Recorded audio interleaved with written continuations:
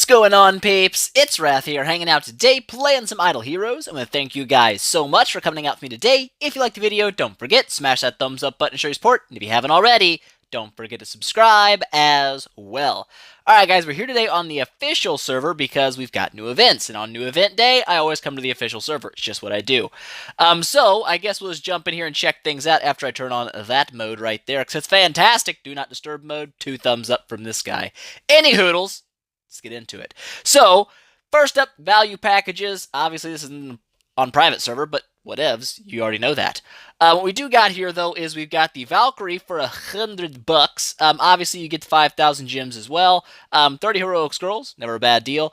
I guess if you're of a spinning nature, I've done it a couple of times. I'm a horrible person that's thing. But also the return of the Succubus Skin for Queen. Which I believe was an exclusive skin before, but I think it was $60 before. I want to say it was was it the $69.99 package? Maybe it was $70. I can't remember. Maybe it's cheaper now. Honestly, I can't tell you. I couldn't be honest with it. I don't know. But anyways, the heroic miracle is also going down right meow. We've got the Valentino reward for the full completion. Not a bad hero if you're swapping into PvP, especially if you used a PvE heavy team before and you're trying to get into PvP. We'll talk more about him later, but the other rewards are pretty much the usual. The 2 light, 2 dark 5-star heroes are going to give you your 3-star orange gear plus 10 total profit orbs. Generally speaking, those 2 factions are the hardest for people to complete. But if you save up and plan for them, they're really not that bad. And then you've got your normal factions, Forest, Abyss, Fortress, and Shadow. It's going to give you a total of 24 heroic scrolls altogether, which isn't bad, and 2 full sets of 2-star orange gear.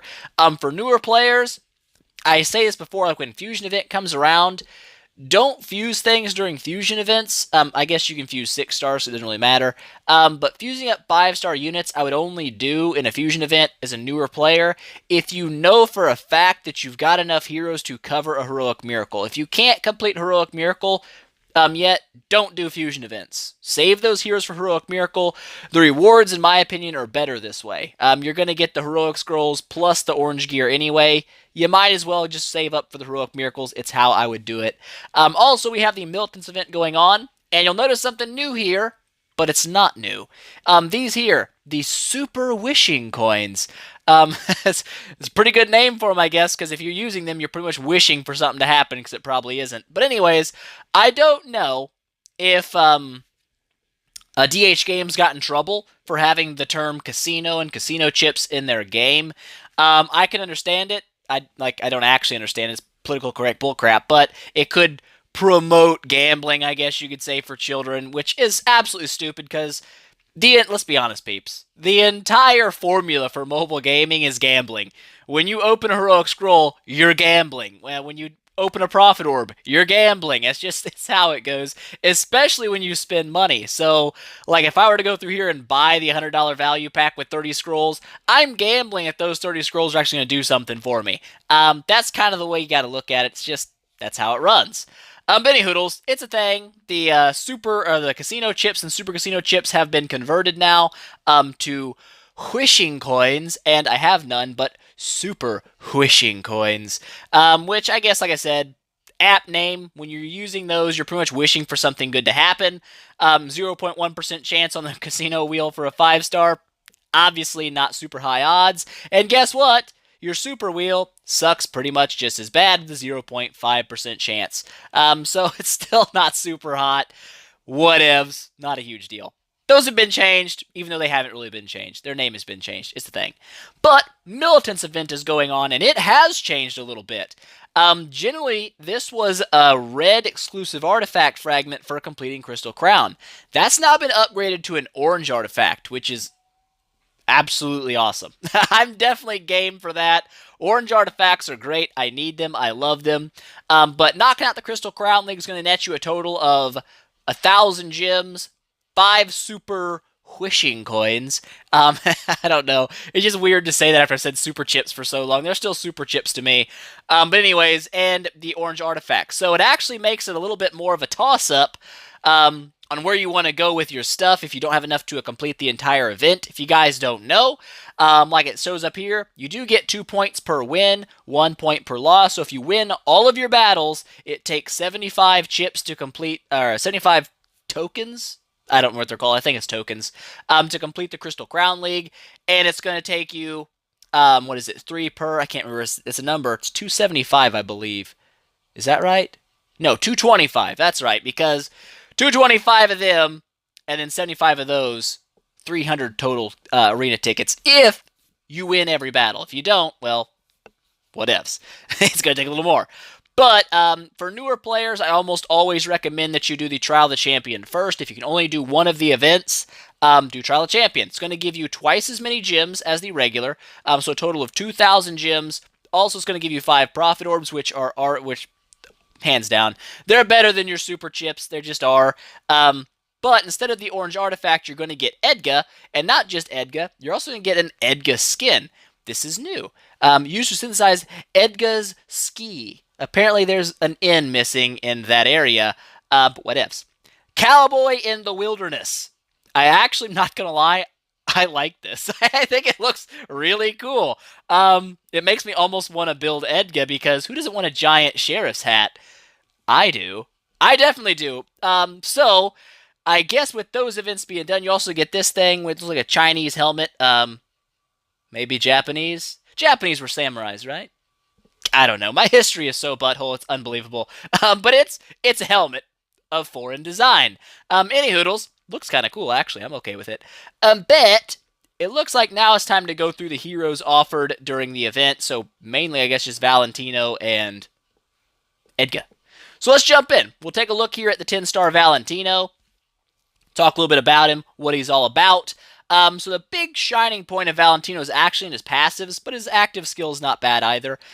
He's going to attack 4 random units, which, that's not bad.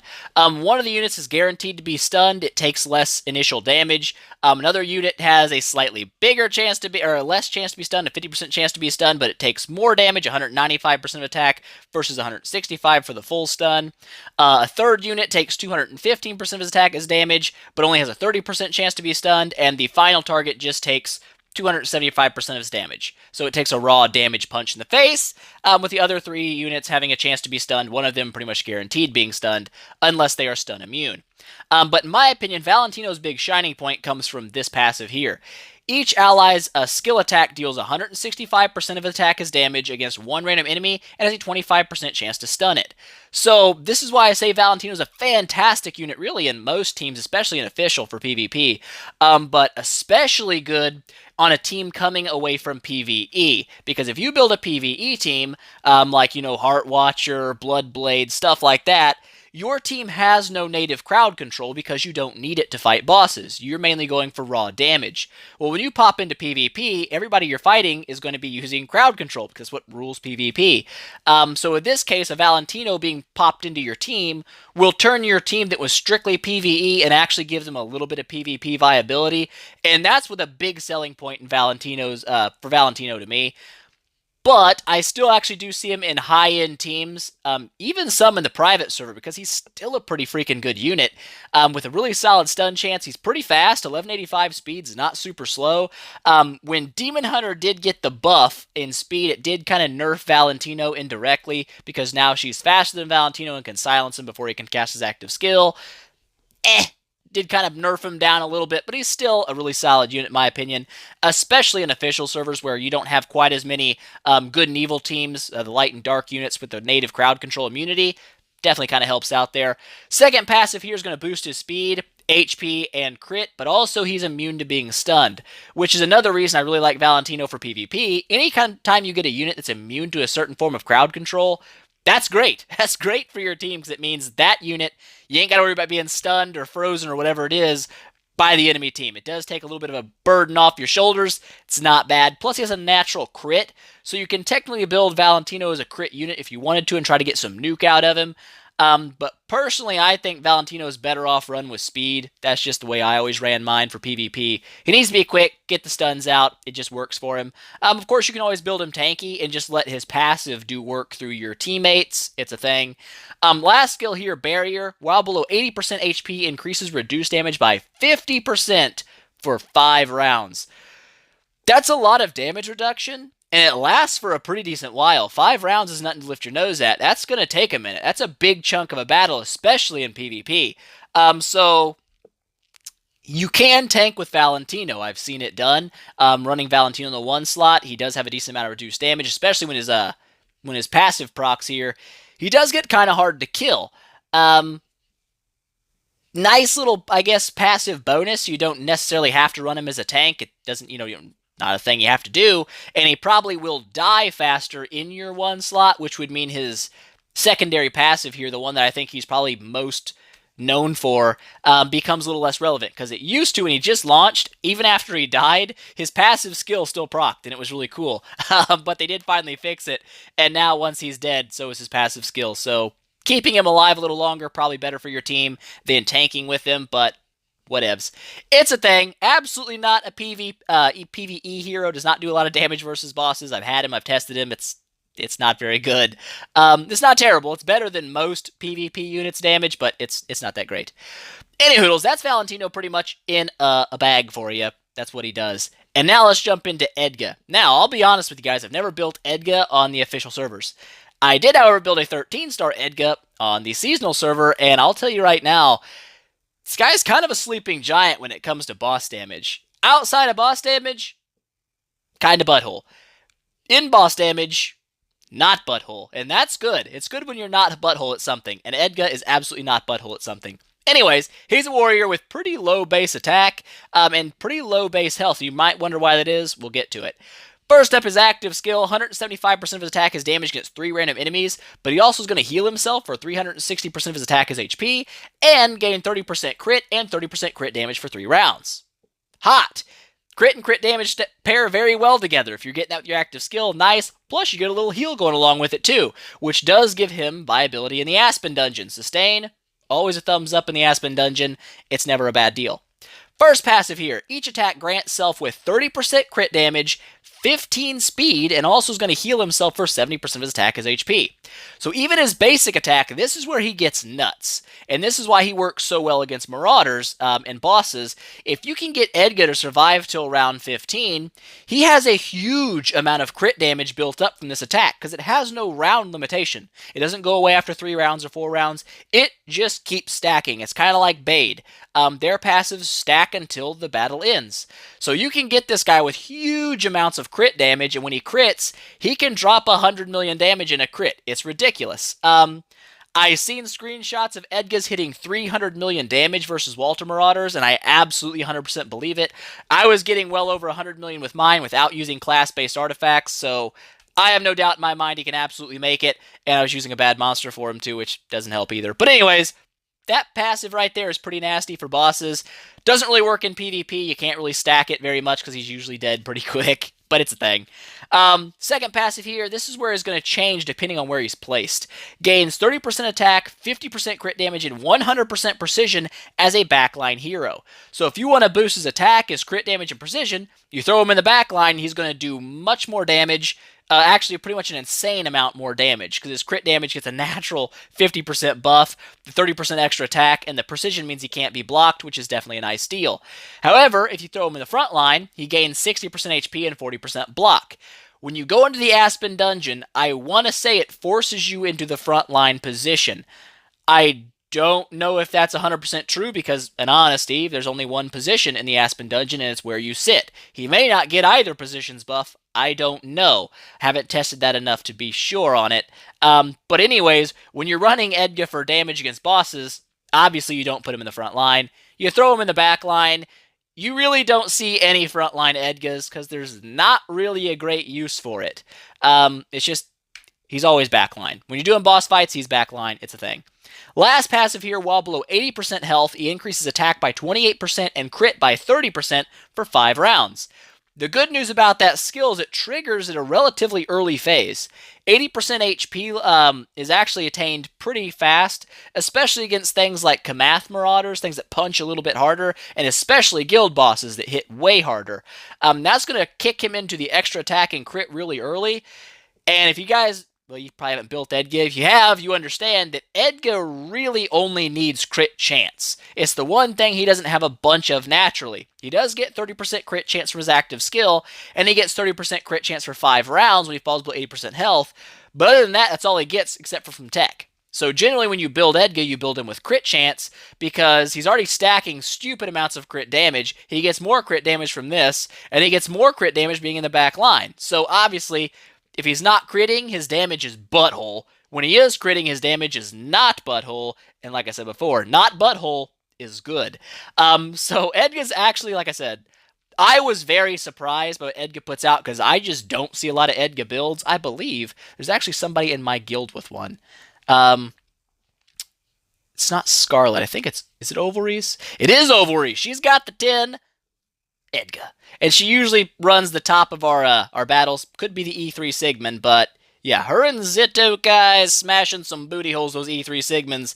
Your boy Wrath, kinda sucking a fat one, but it's okay. I'm sucking a fat one in position 3. I'll take it. I'll take it all day long, but, not in a gay way.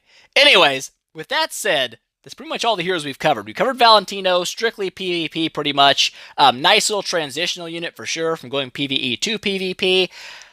Still has use in pretty late game PvP, I'm not going to lie.